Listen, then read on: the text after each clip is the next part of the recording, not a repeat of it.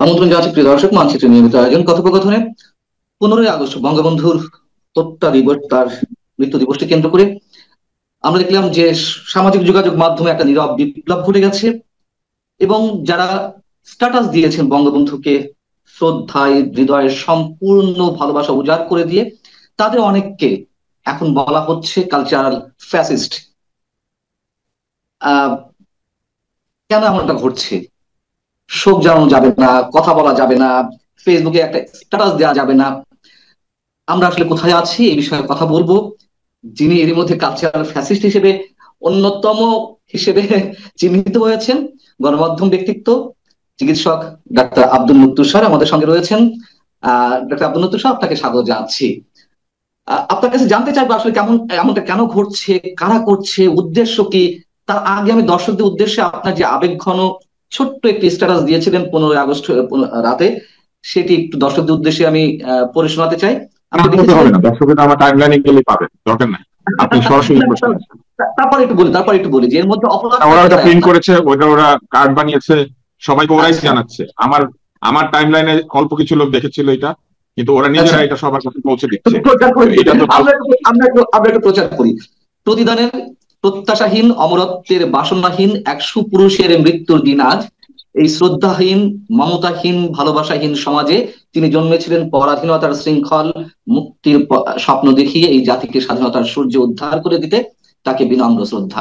এটি হচ্ছে আপনার অপরাধ, এবং আপনি নব্য ফ্যাসিস্ট হিসেবে চিহ্নিত হয়েছেন, কালচারাল ফ্যাসিস্ট। কেন এমনটা হচ্ছে? এটা হচ্ছে কারণ অযৌক্তিক ফ্যাসিবাদী একটি সমাজ তৈরি করার প্রক্রিয়া বাংলাদেশে চলছে। বাংলাদেশে নিও ফ্যাসিজম তৈরি হচ্ছে। যে নিও ফ্যাসিজম ঘোষণা দিয়েছিল যে তারা কথা বলার স্বাধীনতা দিবে, কিন্তু তারা যে কথা বলার স্বাধীনতা দিচ্ছে না, সেটা তারা নিজেরাই প্রমাণ করছে। এই নিও ফ্যাসিস্টরা শুধু যে কথা বলার স্বাধীনতা দিচ্ছে তাই নয়, এরা বাংলাদেশের সর্বত্র মবতন্ত্র স্থাপন করেছে। এরা বাংলাদেশের সবখানে দুর্নীতিকে আরো মানুষের ঘরের মধ্যে ঢুকিয়ে দিয়েছে, মানুষের বাড়িতে ঢুকে চাঁদা নিয়ে আসছে। এরা হাঁসের মাংস খাওয়ার নাম করে নীলা মার্কেটে যাচ্ছে, এরা হাঁসের মাংস না পেলে সেখান থেকে ওয়েস্টিনে যাচ্ছে, এরা সকাল বিকাল মিথ্যা কথা বলছে, এরা স্ট্যান্ডার্ড চার্টার্ড ব্যাংকের যে ব্যাংক স্টেটমেন্ট সেটাকে নকল করছে। এরা শেখ হাসিনা এবং সিপি গ্যাংকে যেসব কারণে দোষী করত, এরা তার চাইতে দ্বিগুণ এবং তিনগুণ কুকাজ নিয়ে ঝাঁপিয়ে পড়েছে। ফলে এই নিও ফ্যাসিজম কায়েম করার প্রক্রিয়া হচ্ছে এটা। আমি আপনাদেরকে মনে করিয়ে দিই, আমি আবরার ফাহাদের হত্যার সময় কথা বলেছি, আমি বিশ্বজিতের হত্যার সময় কথা বলেছি, আমি বিভিন্ন অনিয়ম নিয়ে কথা বলেছি, আমি ই ভ্যালি যে চুরি করছিল সেটা নিয়ে কথা বলেছি, আমি এস আলমকে নিয়ে কথা বলেছি, আমি প্রতিটি নির্বাচনের অনিয়ম নিয়ে কথা বলেছি, আমি হেলমেট বাহিনী দিয়ে নির্যাতন এই প্রসঙ্গে আমি ছাত্রলীগের সভাপতিকে প্রশ্ন করেছি এবং তাকে ইন্টারভিউ করেছি। আমি স্বয়ং কোটা আন্দোলনের সময় এবং আহ নিরাপদ সড়ক চাই আন্দোলনের সময় আমি রাস্তায় গিয়েছি।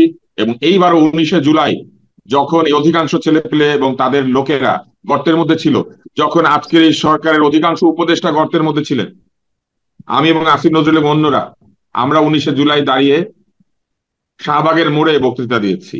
অতএব আমাকে ফ্যাসিস্ট বলা মানে আরেকটা মিথ্যাচার, এবং সেই মিথ্যাচার করে তারা এটাই প্রমাণ করছেন যে তারা আসলে বাক স্বাধীনতা রোধ করতে চান, তারা আসলে মানুষের শ্রদ্ধা প্রকাশকে বন্ধ করতে চান। তারা আমি কাকে মনে করবো এবং কাকে মনে করবো না এই জায়গাতেও আমার উপরে তাদের নির্দেশ আদেশ কিংবা তাদের মতামত চাপিয়ে দিতে চান। এইটা হচ্ছে নিও ফ্যাসিজম, এটা হচ্ছে নিও ব্রুটালিজম, এইটা হচ্ছে নিও রেসিজম, এবং এইটা হচ্ছে নতুন ভণ্ডবস্তু। এই ভণ্ডামি বন্ধ করতে হবে বাংলাদেশ থেকে। এইসব দিয়ে হাঁসের মাংস খাওয়া, দুর্নীতি করা, এইসব দিয়ে অস্ত্র হাতে প্লেনে ওঠা, এগুলো বন্ধ করা যাবে না। সরকার থেকে পাচক পাওয়ার পর রাতে তাকে খাবার দেওয়ার কেউ নাই, এইসব কথা বলে এইসব জিনিস ঢাকা যাবে না। বাংলাদেশ যদি সত্যি পরিবর্তিত হতে হয় তাহলে এই পরিবর্তনের অংশীদার আমরা সবাই, এবং সেই পরিবর্তনের বিরুদ্ধে যারা তারাই এই কাজগুলি করছে। আমাদেরকে কেন বারবার এটি প্রমাণ করতে হচ্ছে? আওয়ামী লীগের সময় যখন আমরা কথা বলেছি, আওয়ামী লীগের বিভিন্ন অপকর্মের বিরুদ্ধে আমরা সরব ছিলাম, আমাদেরকে বানিয়ে দেওয়া হলো বিএনপি জামাতের দালাল। এখন আবার এই সরকারের বিভিন্ন অপকর্মের বিরুদ্ধে, অনিয়মের বিরুদ্ধে কথা বলছি, আমাদেরকে বানিয়ে দেওয়া হচ্ছে ফ্যাসিবাদের দোসর। আবার নতুন শব্দ আপনার মতন কিছু মানুষের গায়ে ট্যাগ লাগিয়ে দেওয়া হচ্ছে কালচারাল ফ্যাসিস্ট। কেন আমাদেরকে আমাদেরকে তুলনাটি টানতে হবে? কেন আমরা এটি, মানে তারা বুঝে নিতে চাইবে না যে আমরা যে কোনো অপকর্মের বিরুদ্ধে কথা বলি? কেন তাদেরকে এতে ধরে নিতে হচ্ছে যখন যার বিরুদ্ধে কথা হচ্ছে তখন আমরা অপোজিট সাইডে দালাল? আমি সহজভাবে একটি প্রশ্ন করতে চাই। এই সরকারের আইন উপদেষ্টা উনি আমার অত্যন্ত ঘনিষ্ঠ। উনি 2024 বাদ দিলে অতীতে বহু বছর এই 15ই আগস্টে বঙ্গবন্ধুকে স্মরণ করেছেন। তাহলে আমি যদি কালচারাল ফ্যাসিস্ট হই, উনি আমার চাইতে বড় কালচারাল ফ্যাসিস্ট, এবং উনি উনি আমার চাইতে বড় কালচারাল ফ্যাসিস্ট। এই সরকারের সংস্কৃতি উপদেষ্টা, উনি আমার চাইতে বহু আগে বঙ্গবন্ধুকে বিভিন্ন সময় ফেসবুকে স্মরণ করেছেন। এমনকি এই 32 নম্বর যখন ভাঙা হয়েছিল, উনি উপদেষ্টা হওয়ার আগে বলেছিলেন এই অন্তর্বর্তী সরকারের প্রথম দায়িত্ব হওয়া উচিত 32 নম্বর মেরামত করা। উনি তাহলে আমার চাইতে আরো বড় কালচারাল ফ্যাসিস্ট। সরকারের মধ্যে কালচারাল ফ্যাসিস্ট রেখে আমাকে কালচারাল ফ্যাসিস্ট বা আমাদের মতো লোকজনকে কালচারাল ফ্যাসিস্ট বলা হচ্ছে একটি ষড়যন্ত্রের অংশ। যে ষড়যন্ত্রের মধ্যে দিয়ে তারা নির্বাচন বন্ধ করতে চায়, যে ষড়যন্ত্রের মধ্যে দিয়ে তারা যে চাঁদাবাজি এবং মপতন্ত্র স্থাপন করেছে, সেই মপতন্ত্র এবং চাঁদাবাজির সুবিধা নিতে চায়। তারা সকলকে চুপ করিয়ে দিয়ে তারা শুধু একা কথা বলবে, তারা রাস্তাঘাটে জুতা হাতে ঘুরবে, তারা রাস্তাঘাটে মানুষজনকে অপমান করবে, তারা রাস্তাঘাটে মানুষজনের উপর ঝাঁপিয়ে পড়বে। এই মপতান্ত্রিক বাংলাদেশ, সাধারণ মানুষের জন্য অনিরাপদ বাংলাদেশ তৈরি করার ষড়যন্ত্রের অংশ হচ্ছে এইগুলি। যদি তারা সত্যি জুতা মারতে চায় তাহলে তারা যাক, বছরের পর বছর যারা বঙ্গবন্ধুকে স্মরণ করেছেন তাদের ওইখানে যাক, তারা তো উপদেষ্টা আজকে, এবং এই কথাগুলি আজকে বলতেই হবে। যখন আমাদের উপরে এই ধরনের অপবাদ কিংবা অভিযোগ আসবে, তাহলে সেই অপবাদ এবং অভিযোগের অংশীদার ওই 19 তারিখে 19শে জুলাই আমার পাশে দাঁড়িয়ে যখন আসিফ নজরুল বক্তৃতা দিয়েছিলেন, ওই একই রকম অংশীদার তিনিও, এবং মুজিব ছবিতে যারা অভিনয় করেছেন এই একই ধরনের অংশীদার তারাও। আমরা জানি না কে কোথাও অভিনয় করেছেন, কে কার কাছ থেকে 1 টাকা নিয়েছেন আর কে কার কাছ থেকে টাকা নেন নাই। বরং আমি গর্ব করে বলতে পারি যে আমি নন প্রফেশনালি কারো কাছ থেকে, বাংলাদেশের কোন সরকারের কাছ থেকে আমি কোনোদিন কোনো সুবিধা নিই নাই। পারলে প্রমাণ করুক। ক্ষোভ জানানো যাবে না বঙ্গবন্ধুর মতন একজন ব্যক্তিত্বের প্রতি, কেউ আওয়ামী লীগ করুক আর না করুক। আমার দেখা তুষার, আমি 15 আগস্ট গভীর রাত পর্যন্ত দেখেছিলাম, রাত 2:21 কথা আপনাকে বলছি। আমি যখন ফেসবুকে ঢুকলাম, মানুষের প্রোফাইল, মানুষের টাইম লাইন ফেসবুক গুলোর মানে সয়লাভ হয়ে গেছে বঙ্গবন্ধুর প্রতি শ্রদ্ধা জানানোতে। মানুষের যে আবেগের তাড়না আমি দেখেছি, আপনারা নিশ্চয়ই খেয়াল করেছেন। যারা আওয়ামী লীগ করে না তারাও এবার স্ট্যাটাস দিয়েছে, শোক প্রকাশ করেছেন। শুধুমাত্র যে সরকারের যে করি না, আমি নিজেই তো আওয়ামী লীগ করি না, আমি কোনোদিন আওয়ামী লীগ করি নাই। আমি সেই 92 সালে ছাত্রলীগ করেছিলাম এবং সেটা আমি পরিষ্কার ভাবে সবাই জানে। এবং 92 সালে যে আমি সেই সম্পর্ক ত্যাগ করেছি, এরপরে কোনোদিন কোনো জায়গাতে আমি দলের সঙ্গে কোনো কাজে সম্পৃক্ত ছিলাম না। তাহলে এবং যারা স্ট্যাটাস দিয়েছে অধিকাংশ লোক কোনো দলীয় রাজনীতি তো দূরের কথা, রাজনীতির সাথে সম্পৃক্ত না। এখানে যে ঘটনাটি ঘটেছে সেটা পরিষ্কার। এখানে কয়েকটা বিষয় রয়েছে। একটি হচ্ছে চুরি, দুর্নীতি, অন্যায়, এগুলাকে ঢেকে দিয়ে মানুষের দৃষ্টি অন্য জায়গাতে নেওয়ার জন্য। দ্বিতীয় কাজ তারা যেটি করেছে সেটি হচ্ছে তারা মানুষের মত প্রকাশের স্বাধীনতা এবং অধিকারে বাধা দিয়েছে। আপনি যে বাড়িটি ভেঙে ফেলেছেন, আপনি যে জায়গাটিকে ধ্বংস করে দিয়েছেন, সেই জায়গাতে কোনো সাধারণ নাগরিক যদি ফুল নিয়ে হাজির হয়, তাতে বাধা দেওয়ার তো কোনো কথা নাই। সাধারণ নাগরিকের সঙ্গে ফুল দেওয়ার সাথে রাজনৈতিক বা আওয়ামী লীগের কোনো সম্পর্ক নাই। সেখানে যদি কেউ কোরআন শরীফ পাঠ করে, আপনি পৃথিবীর কোনো জায়গাতে কোরআন শরীফ পাঠে কাউকে বাধা দিতে পারেন না। কোরআন পাঠে বাধা দেওয়া হচ্ছে ইসলামের বিরুদ্ধাচরণ করা, ধর্মের বিরুদ্ধাচরণ করা এবং ধর্মের বিরুদ্ধে গিয়ে অবস্থান নেওয়া। কোরআন পাঠে কোনো মুসলিম কোথাও কাউকে বাধা দিতে পারে না। ফলে কেউ যদি সেখানে দোয়া পড়তে চান, তাকে বাধা দেওয়া হচ্ছে সরাসরি ধর্মের বিরুদ্ধাচরণ করা। এবং কেউ যদি সেখানে শ্রদ্ধা প্রকাশ করতে চান, সেটা হচ্ছে যার যার নাগরিক অধিকার। সেই নাগরিক অধিকারে কেন কেউ হস্তক্ষেপ করবে? একটা ভেঙে দেওয়া বাড়ি, যে বাড়িটার অলমোস্ট চিহ্ন নাই, সেই বাড়িতে গিয়ে যদি কেউ তার শোক প্রকাশ করতে চায়, সেখানে তারা কেন বাধা দিবেন? কবর জিয়ারত করায় বাধা আছে? আপনার যদি পরিচিত কেউ থাকেন, তার বাড়িতে তার মৃত্যুর দিনে যাওয়ায় বাধা আছে? এগুলা কি রাজনৈতিক কর্মকাণ্ড? এখানে কি আওয়ামী লীগ নিষিদ্ধকরণের সাথে এই রাজনৈতিক কর্মকাণ্ডের কোনো মিল আছে? কোনো মিল নাই। এবং তাদের কাছে সবচাইতে বড় নিরাপত্তাহীনতা তৈরি হচ্ছে এই জায়গাতে, তারা দেখেছেন সাধারণ মানুষের একজন ব্যক্তির প্রতি শ্রদ্ধা দিচ্ছেন। আমার স্ট্যাটাসটা আপনি পড়বেন, এখানে কোথাও কোনো ব্যক্তির নাম নাই। খুব সূক্ষ্মভাবে চিন্তা করেন, কোনো ব্যক্তির নাম নাই। তার মানে আমি যখন বলেছি সুপুরুষ, সুপুরুষ বললে তারা তাকে বুঝে। স্বাধীনতার সূর্য উদ্ধার করেছেন, এটা বললে তারা তাকে বুঝে। এই দিন তিনি মারা গিয়েছেন, এটা বললেও তারা তাকেই বুঝে। আর যদি তারা তাকে নাই বুঝে, তাহলে তো আমার স্ট্যাটাসটা মিথ্যা। এই মিথ্যা স্ট্যাটাস নিয়ে তাদের এত চিন্তার কারণ কি? আমি যখন সুপুরুষ বলেছি, আমি যখন বলেছি সুপুরুষ, আমি যখন বলেছি যে প্রতিদানের আশা করে নাই, আমি যখন বলেছি এটা ভালোবাসাহীন মমতাহীন সমাজ, আমাদের সমাজ কি ভালোবাসা মমতাহীন? তাহলে তারা স্বীকার করে নিয়েছেন যে আমি যে সমাজের কথা বলেছি সেটাই বাংলাদেশের সমাজ, যে সমাজে ভালোবাসা নাই, মমতা নাই, শ্রদ্ধা নাই, ইজ্জত নাই। এবং তারা এটাও স্বীকার করে নিয়েছে যে সুপুরুষ বললে তারাও তাকেই বুঝে। কোথাও যার নাম নাই, আপনি দেখেন একটা নামহীন স্ট্যাটাসকে তারা তার সঙ্গে যুক্ত করেছেন। তার মানে কি? তার মানে হচ্ছে তারা মূলত রাজনৈতিক উদ্দেশ্যে কাজগুলি করছেন।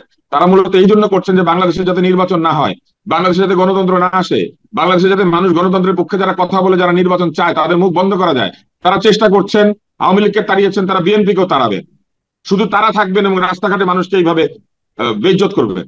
এটা হচ্ছে তাদের লক্ষ্য। তারা একটা বেইজ্জতির বাংলাদেশ তৈরি করতে চায়। তারা সারা বাংলাদেশ শুধু না, সারা পৃথিবীকে দেখাতে চায় যে বাংলাদেশ একটা বেয়াদবের দেশ। জীবিত বঙ্গবন্ধুর চেয়ে যেমন মৃত বঙ্গবন্ধু নিঃসন্দেহে অনেক বেশি শক্তিশালী, তাহলে 32 নম্বর যে ছিল সেই 32 নম্বর তো এখন চিহ্ন পর্যন্ত নেই, একটা ধ্বংসস্তূপ। এই ধ্বংসস্তূপটাও তাদের কাছে আতঙ্কের কারণ। আপনি বলেন নারিকেল গাছগুলি ভেঙে ফেলেছে, বাড়ি ভাঙবে, ঠিক আছে বাড়ি ভাঙছে, আপনি ধরে নিলেন। নারিকেল গাছগুলোর কি দোষ ছিল? সেগুলোকে ভেঙেছে। এবং তারা কেন আতঙ্কিত তারাই জানে। বঙ্গবন্ধু জীবিত না মৃত অবস্থায় শক্তিশালী তাদের তো কিছু আসে যায় না আসলে। ওনার শক্তি বিচার করতে তো কেউ যাচ্ছে না। একজন মানুষের কিংবা একাধিক মানুষের এই বাংলাদেশে প্রতি তাদের অবদান আছে। তারা যদি ভাসানীকে স্মরণ করে তাহলে ভাসানীর সবচেয়ে প্রিয় লোকটাকে, ভাসানী কার মুক্তির দাবিতে 69 সালে রাস্তায় নেমেছিলেন। তারা যদি সোহরাওয়ার্দীকে স্মরণ করে, সোহরাওয়ার্দী কাকে বলতো বা কাকে বলতো যে তার রাজনৈতিক পুত্র, তারা সোহরাওয়ার্দীকে স্মরণ করে, তারা ভাসানীকে স্মরণ করে, তাহলে ভাসানী আর সোহরাওয়ার্দী কাকে আদর করতো বা কাকে কাকে পছন্দ করতো? অতএব এগুলো হচ্ছে সিম্পল রাজনৈতিক শয়তানি, এবং সেই রাজনৈতিক শয়তানি করছে তারা। এবং এগুলো যারা করছে তারা মূলত তাদের চেহারা প্রকাশিত করছে, যে তারা যে মুখে যে গণতন্ত্রের কথা বলে, মুখে যে উদারতার কথা বলে, তারা মুখে যে মানুষজনকে সম্মান করা কিংবা অসম্মানের রাজনীতি বন্ধ করার কথা বলে, তারা মূলত ওই রাজনীতি করতে এসেছে। তাদের সাথে পতিত আওয়ামী লীগের কোনো পার্থক্য নাই। পতিত আওয়ামী লীগ 16 বছর নির্যাতন করেছে, তাদের সামনে তাদের জীবনের 50 বছর হতে বাকি আছে, কারণ এদের তো বয়স কম। এরা আগামী 50 বছরে একই শাসন কায়েম করতে চায়। যদি গণতন্ত্র চায় নির্বাচনে আসুক, মানুষজনকে ভোটে দাঁড়াতে দিক, ভোটেই মানুষ বলবে কে ফ্যাসিস্ট কে ফ্যাসিস্ট না, ভোটেই মানুষ বলবে কারা কালচারালি অ্যাক্টিভ, কারা বাংলাদেশের সংস্কৃতিকে ধারণ করে এবং কারা করে না। কালকে বিএনপি, জামাত, সকল দল রাজনীতি, যারা রাজনীতি করতে পারছে এখন সবাই ভোটে দাঁড়ায়, তারা নির্বাচন চায় না। তারা এই সব করছে হচ্ছে নির্বাচন বন্ধ করার জন্য। বাংলাদেশে গণতন্ত্র আসুক, তারা সেটা চায় না। তারা নতুন একনায়কতন্ত্র চায়, নতুন ফ্যাসিজম চায়। এরা নিও ফ্যাসিস্ট। বরং আমরা ফ্যাসিজমের পতন চেয়েছি। আমরা বলেছি যে বাংলাদেশে ফ্যাসিস্ট সরকার চলবে না, আমরা বলেছি অগণতান্ত্রিক নির্বাচন চলবে না, এবং সেটা আমরা একদিন বলি নাই। এই আসিফ নজরুল আমার স্ট্যাটাস শেয়ার করেছেন, চাকরের সম্পদ দেখলে মালিকের সিন্ধুকের গভীরতা টের পাওয়া যায়। আমি বলেছি আই এম এ চুরালিয়া। সেদিন এরা গর্তে ছিল না শুধু, সেদিন এরা ছাত্রলীগের গণরুমে লুকিয়ে থেকে ছাত্রলীগ সেজে মানুষের উপরে নির্যাতন করেছে। আজকেও তারা সেই নির্যাতনই করছে। এরা যখন ছাত্রলীগের ভিতরে থাকে তখনও নির্যাতনকারী, এরা যখন নিজেরা দল বানায় তখনও নির্যাতনকারী। এরাই প্রকৃত নির্যাতনকারী। এরা এদের বন্ধুদের রক্তের উপর দিয়ে এইসব কাজ করছে। এদের বন্ধুদের এখনো চিকিৎসা হয় নাই, এখনো তারা প্রত্যেককে ক্ষতিপূরণ দিতে পারে নাই, এখন একটা পূর্ণ তালিকা বানাতে পারে নাই। এরা এখানে সেখানে হাঁসের মাংস খায়, এবং হাঁসের মাংস না পেলে ওয়েস্টিনে যায়, আর তাদের বন্ধুরা রাস্তায় রাস্তায় চিকিৎসার জন্য ঘুরে। এরা নিও ফ্যাসিস্ট। 15ই আগস্ট আমরা দেখলাম ডিজে পার্টিরও আয়োজন করা হলো ঢাকা বিশ্ববিদ্যালয় এলাকায়, এমন একটি শোকের হ্যাঁ, দিনে। গত বছর হয়েছিল। এবং আপনাকে আমি বলি, গত বছর যখন তারা ডিজে পার্টির আয়োজন করেছিল আমি স্ট্যাটাস দিয়েছিলাম। আমি এই বছর শুধু ওনাকে স্মরণ করি নাই, আমি গত বছর 5ই আগস্ট যখন এই সরকারের পতন হয়েছে আমি 15ই আগস্ট তাকে স্মরণ করেছি। আমার স্মরণ আমি করব, এবং এখানে বাধা যে দিবে সে ফ্যাসিস্ট, সে অগণতান্ত্রিক। আমার কথা হচ্ছে যে এরা নিও ফ্যাসিস্ট, এবং যখন বুলডোজার দিয়ে 32 নম্বর গুড়িয়ে দেওয়া হলো, সরকারের কোনো কোনো উপদেষ্টা প্রচ্ছন্ন ভাবে তারা মানে স্ট্যাটাস দিল যে ফ্যাসিবাদের তীর্থভূমি আজকে গুড়িয়ে দেওয়া হবে, প্রকাশ্যে ঘোষণা দিল। সরকারি সংস্থা সিটি কর্পোরেশন বুলডোজার নিয়ে আসা হলো, এবং আমরা একইভাবে দেখলাম এই 15ই আগস্টেও যখন মব ক্রিয়েট করা হলো 32 নম্বরের সামনে, যখন একজন মানুষ, একজন সাধারণ মানুষ রিক্সাওয়ালা ফুলিয়ে যাচ্ছে, তাকে মবের শিকার হতে হলো। আইন শৃঙ্খলা রক্ষাকারী বাহিনী তাদেরকেই প্রোটেক্ট করছিল যারা মব করছিল। তাহলে সরকারের প্রচ্ছন্ন সমর্থন তো রয়েছে নাকি? আওয়ামী লীগ বানিয়েছিল সিপি গ্যাং, এরা বানিয়েছে এনসিপি গ্যাং, নতুন সিপি গ্যাং। এবং শুধু তাই না, আমরা দেখি নাই নির্বাচনের সময় কারা কারা নির্বাচনের প্রচারণা চালিয়েছিল, আগের অতীতের ভুয়া নির্বাচনগুলির আমরা দেখি না। আমরা জানি না কার স্বামী কার স্ত্রী কোথায় গিয়ে নির্বাচনী প্রচারণা চালিয়েছিল। আমরা জানি না কে কতটা ডকুমেন্টারি বানিয়েছিল, আমরা কিন্তু জানি, কিন্তু আমাদের ভদ্রতার সীমানা আছে, আমরা সেগুলো বলি না। জানি না কে কোথায় কার অফিসের মধ্যে ঘন্টার পর ঘন্টা মিটিং করতো। আপনি তো আমাকে পাবেন না পলকের অফিসে, আপনি তো আমাকে পাবেন না মুস্তফা জব্বরের অফিসে, আপনি তো আমাকে পাবেন না তথ্যমন্ত্রী হাসান মাহমুদের অফিসে, আপনি তো আমাকে পাবেন না গণভবনে। আহ গত 16 বছরে গণভবনে কোনো দাওয়াতে আমার নাম ছিল না। গত 16 বছরে আমাদের মতো লোকেরা কোথাও দাওয়াত পাই নাই। এবং ইফতারের পেঁয়াজু খাওয়ায় ঠান্ডা পেঁয়াজু আর পচা ছোলা, সেই পচা ছোলা ঠান্ডা পেঁয়াজুর দাওয়াত আমরা পাই নাই। আমরা এইসবের জন্য রাজনীতিও করি না, রাজনৈতিক মতামত দিই না। আমরা বলি আমাদের মনের কথা, সেটা আমরা বলবো। বাংলাদেশে জন্ম নিয়েছে, এই বাংলাদেশ আমাদের, এই বাংলাদেশ কারো বাপের না। সে কথা বোঝার তাদের ক্ষমতা আছে কিনা আমরা জানি না। আমি যে এই কথা প্রশ্ন বোঝার ক্ষমতা তাদের হাড়ে হাড়ে আছে, সেই জন্য নাম না লিখলেও তারা মানুষের নাম খুঁজে পায়। এটা ভালো বলেছেন। এবং I challenge everybody to face me face to face and to debate me. I challenge everybody living who can speak in Bangla. Bangla যে কথা বলে, বাঙালির রক্ত যার গায়ে আছে, আমি চ্যালেঞ্জ করতে চাই আমাকে বিতর্কে ফেস করেন সাহস থাকলে। তারা বলছে যে টাকার বিনিময়ে আমরা বিক্রি হয়ে গেছে, যারা সরকারের সমালোচনা করছি। আব্দুল্লাহ তুষারকে টাকা দিয়ে কেনার মতো কোনো লোক পৃথিবীতে জন্মায় নাই। শুধু শুধু আব্দুল্লাহ তুষার কেন, এই ধরনের অভিযোগ তো আওয়ামী লীগ করেছে, আমরা যারা কথা বলেছি আবার এখনো বলা হচ্ছে, মানে সরকারের বিরোধিতা করলেই টাকা দিয়ে বিরোধী দল কি নেই। আমি একটা জিনিস বুঝি না, আমরা সরকারের কোনো বিরোধিতা করি নাই পান্না, সরকারের কোনো বিরোধিতা করি নাই, সরকারের খারাপ কাজের সমালোচনা করেছি। সরকার ভুল করলে সেটা আমরা করবো। সেই জায়গা থেকে সরকার আমাদের সেই সরকারকে সমালোচনা করার জন্য বাংলাদেশে কোনো বিরোধী দল নাই। সরকার গণতান্ত্রিক সরকার না, সরকার অনির্বাচিত সরকার। সেই অনির্বাচিত সরকার ভুল সিদ্ধান্ত নিলে, ভুল কাজ করলে সেইখানে আমাদের কথা বলা দায়িত্ব, এবং আমরা সেই দায়িত্ব পালন করেছি সুনাগরিকে। নাগরিকের কাজ হচ্ছে সরকারকে ঠিক রাস্তায় রাখার চেষ্টা করা, সেটা আমরা আগেও করেছি। না, এই যে আমরা আগেও করেছি, তার আগেও করেছি। আমি একমাত্র ব্যক্তি যে সকল সরকারের সময় কালো তালিকাভুক্ত হয়েছি, অন্তত কিছুদিনের জন্য। হাতে গোনা কিছু মানুষ। এখন বিষয় হচ্ছে যে সবসময় বলা হয় যে যেহেতু আমাদের অবস্থান অলওয়েজ বিরোধী দলে আসনে, আমাদের অবস্থান যেহেতু আমরা ক্ষমতাকে প্রশ্ন করি, এবং বলা হয় যে বিরোধী দল টাকা দিয়ে কিনে ফেলেছে, কিন্তু এই সহজ জিনিসটা সাধারণ মানুষ কেন বোঝে না যে দালালি করলে তো সরকারি দলেরই দালালি করতে হয়, তাই না? সরকারি দালালি করতে হয়, সেখানে হালুয়া রুটির ভাগটা খুব সহজেই পাওয়া যায়, মোটা অঙ্কের টাকা পাওয়া যায়। বিরোধী দলে কেন থাকতে হয়, বা বিরোধী দলের অবস্থানে কেন আমাদের থাকতে হয়? যেহেতু আমরা কোনো সময় আমরা বিরোধী অবস্থানে ছিলাম না, আমরা সবসময় সরকারের সবচেয়ে বড় বন্ধু, কারণ আমরাই সরকারের ভুল ত্রুটিগুলোকে মনে করিয়ে দেওয়ার চেষ্টা করেছি। বিরোধী হচ্ছে তারা যারা প্রত্যেকদিন তেলের শিশি হাতে সরকারের কাছে গিয়ে হাজির হয় এবং তেল দিয়ে কিছু না কিছু নিজেদের জন্য পায়। নিজের স্বার্থ বিবেচনা করলে আমার মতো বা আমাদের মতো লোকদের কোনো কথা বলারই কথা না, কারণ আমরা কোথাও গিয়ে হাত পাতলে আমরা পেতাম, কিন্তু এই ভিক্ষা করার স্বভাব আমাদের নাই, চাঁদাবাজি করার স্বভাব আমাদের নাই। হাসনাত আব্দুল্লাহ মন্তব্য করেছেন যে আগস্ট শোকের দিন নয়, আগস্ট আনন্দের মাস। উনি আনন্দ করুক, ওনাকে তো কেউ না করে নাই। উনি আনন্দ যদি করতে পারেন, আরেকজনের শোক করার আনন্দ স্বাধীনতাও আছে। ওনার যেমন আনন্দের স্বাধীনতা আছে, অন্যের শোক প্রকাশ করারও স্বাধীনতা আছে।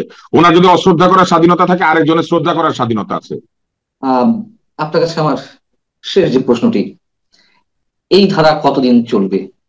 এই ধারা আল্লাহ যতদিন চায় ততদিন চলবে, কারণ এই সবই হচ্ছে, আমি সবসময় হচ্ছে আমি বিশ্বাস করি যে কোনো কিছু এই পৃথিবীতে ঘটে না যেটা প্রকৃতির নিয়মের বাইরে, এবং কোনো কিছু এই পৃথিবীতে ঘটে না মহান সর্বশক্তিমান আল্লাহ তাআলার নির্দেশ ছাড়া।